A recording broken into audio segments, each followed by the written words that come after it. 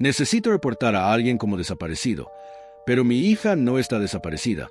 Es una de más de 1 millón de estadounidenses cuyas identidades fueron robadas por estafadores liderados desde Rusia que presentaron $10.600 millones en reclamaciones médicas falsas.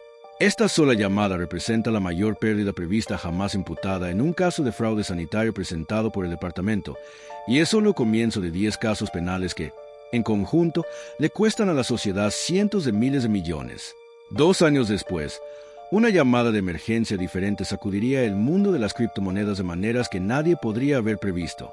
Do Kwon, el desacreditado empresario de criptomonedas cuya empresa Terraform Labs creó la stablecoin TerraUSD y el token Luna que colapsaron de forma espectacular en mayo de 2022, ha sido condenado a 15 años de prisión federal por orquestar lo que un juez calificó como un fraude a escala épica y generacional. El colapso de Terra Luna por sí solo eliminó aproximadamente $40.000 millones en valor y desencadenó una caída más amplia del mercado de criptomonedas. Pero la velocidad de esta devastación digital desafió toda comprensión tradicional de los colapsos financieros. En mayo de 2022, la blockchain de Terra fue detenida temporalmente tras el colapso de la stablecoin algorítmica TerraUSD, UST, y la criptomoneda Luna, un evento que eliminó casi $45.000 millones en capitalización de mercado en una semana. Lo que a Bernie Madoff le llevó décadas robar, Kwon lo destruyó en días. El colapso de FTX duró 10 días, comenzando el 2 de noviembre y terminando el 12 de noviembre de 2022. El caso de FTX representa un robo aún más impactante. En un lapso de 11 meses, FTX, una plataforma de intercambio de criptomonedas cofundada por Sam Bankman-Fried, SBF, pasó de estar valorada en $32.000 millones en enero de 2022 a declararse en bancarrota, eliminando miles de millones de dinero de inversores para noviembre. Quienes fueron llamados para limpiar el desastre pronto descubrieron que hasta $9.000 millones en depósitos de clientes habían desaparecido. Desde al menos mayo de 2019, FTX había recaudado más de $1.800 millones de inversores de capital, incluyendo aproximadamente $1.100 millones de unos 90 inversores con CDNE. El ecosistema de criptomonedas había permitido una nueva clase de fraude que operaba a velocidad digital. Los robos bancarios tradicionales requerían presencia física, planificación, coches de escape. Estos estafadores de criptomonedas movían miles de millones con pulsaciones de teclado, ocultándose detrás de algoritmos y jerga técnica que pocos inversores comprendían realmente. Las víctimas dijeron que el prodigio de la tecnología financiera de 34 años convirtió su confianza en un arma para convencerlos de que la inversión, sostenida en secreto por inyecciones de efectivo, era segura. El jueves, un juez federal condenó a Bankman-Fried a 25 años de prisión en un tribunal federal de Manhattan, una sentencia que superó tanto los 5 años solicitados por la defensa de Kwon como los 12 años solicitados por los fiscales federales. Un caso poco común en el que un juez determinó que incluso la recomendación del gobierno era demasiado indulgente dada la magnitud del engaño. Pero el verdadero horror no eran solo las cifras. Era el costo humano oculto detrás de los números. Un fiscal leyó extractos de más de 300 cartas presentadas por víctimas, incluyendo una persona que perdió casi $11.400 mientras lidiaba con facturas e intentaba terminar la universidad. Kwon había hecho que Terra pareciera un lugar seguro para guardar ahorros. Para algunos eso es solo un número en una página, pero para mí fueron años de esfuerzo, escribió la víctima. No eran titanes de Wall Street perdiendo dinero de juego. Eran personas comunes que creyeron en la promesa de que las criptomonedas democratizarían la riqueza y en cambio terminaron financiando algunos de los mayores fraudes financieros en la historia de Estados Unidos. El fraude sanitario evolucionó más allá del modelo de robo a la velocidad de la luz de las criptomonedas. La Operación Nacional contra el Fraude Sanitario de 2025 resultó en cargos penales contra 324 acusados por su presunta participación en diversos esquemas de fraude que implicaban más de $14.600 millones en pérdidas previstas, con la Operación Gold Rush representando la mayor pérdida jamás imputada en un caso de fraude sanitario presentado por el Departamento de Justicia. No eran criminales digitales sin rostro escondidos tras el anonimato de la blockchain. Eran médicos, enfermeras y profesionales de la salud, personas en quienes los pacientes confiaban sus vidas. Una organización criminal transnacional, supuestamente utilizó una red de testaferros extranjeros para comprar estratégicamente decenas de empresas de suministros médicos en todo Estados Unidos y luego presentó rápidamente $10.600 millones en reclamaciones fraudulentas a Medicare por catéteres urinarios y otros equipos médicos duraderos, explotando las identidades robadas de más de 1 millón de estadounidenses. La escala era impresionante.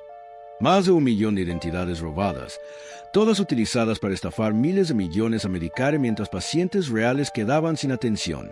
Cuando el Dr. Vati supuestamente inyectó ozono en los cuellos, espaldas, dedos de los pies y cueros cabelludos de pacientes, muchos lo describieron como el peor dolor que habían experimentado.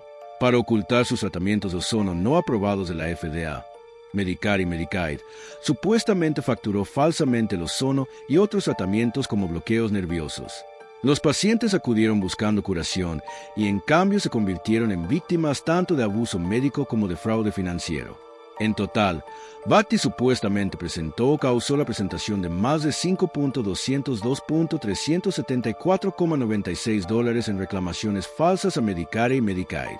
Se presentaron cargos penales contra 96 médicos, enfermeros practicantes, farmacéuticos y otros profesionales con licencia que habían convertido sus credenciales médicas en herramientas de fraude.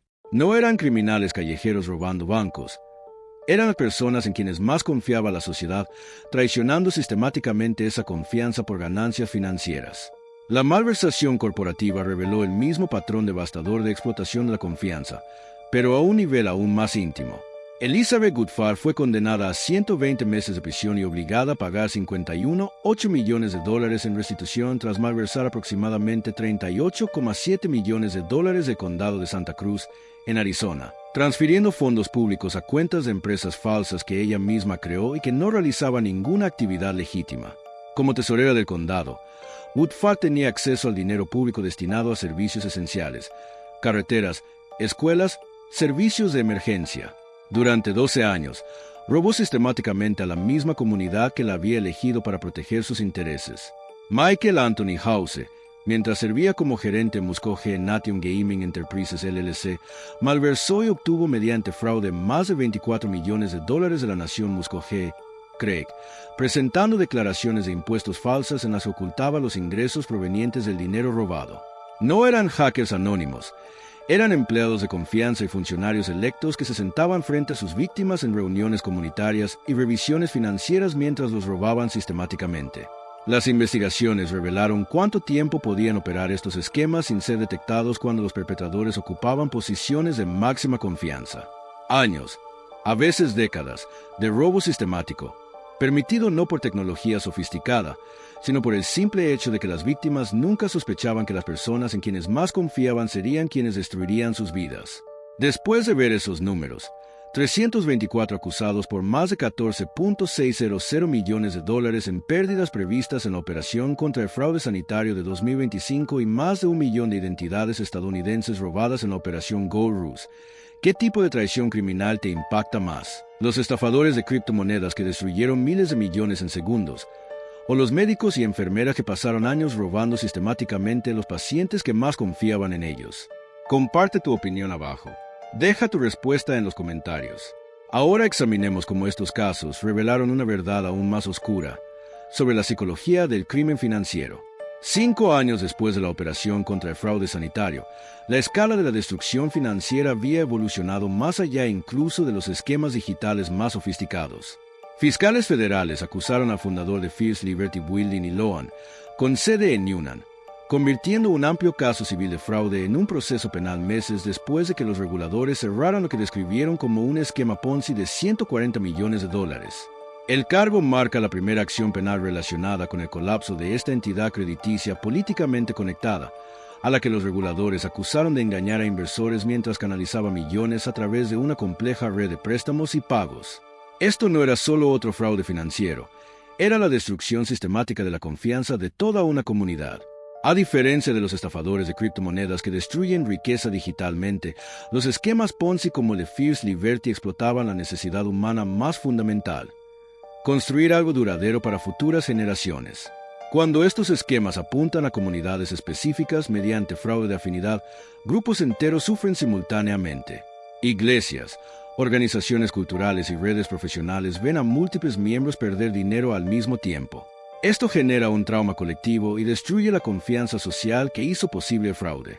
En pueblos pequeños como Newnan, Georgia, donde todos se conocen, el colapso de una institución financiera confiable no solo roba dinero, desgarra el tejido social que mantiene unida a la comunidad. La epidemia de fraude inmobiliario reveló otra dimensión de esta devastación colectiva. Solo el fraude inmobiliario representó 12.368 denuncias y $275 millones en pérdidas en 2025, frente a 173 millones en 2024 y 9.359 denuncias el año anterior. En un caso, un ciudadano mayor en Missouri que intentaba cerrar la compra de una propiedad recibió un correo comprometido de una empresa de títulos fraudulenta con instrucciones para transferir más de $1.3 millones.